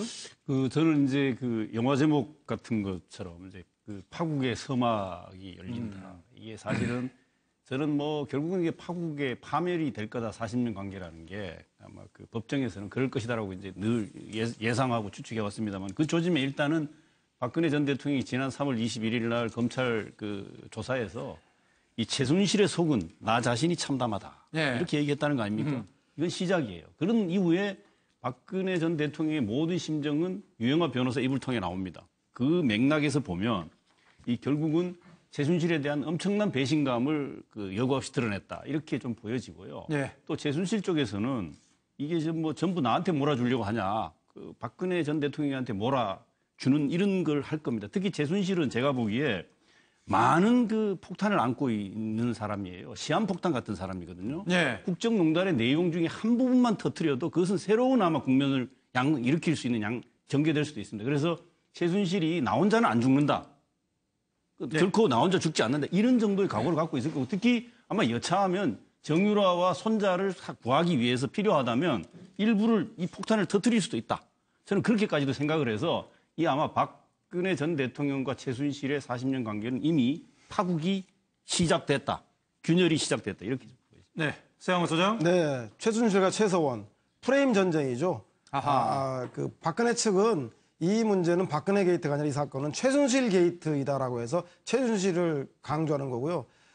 그 최순실 측에서는 최서원을 강조함으로써 최순실이 누구냐, 즉 최순실 게이트와는 관련성이 없다라는 것을 강조하는 프레임 싸움을 하고 있는 것 같다는 생각이 듭니다. 예, 이 부분에서 프레임 전쟁, 프레임 싸움 아주 적절한 부분에서 서양호 소장이 써먹네요. 조영희 변호사. 네. 칭찬 받으실 때도 있습니다.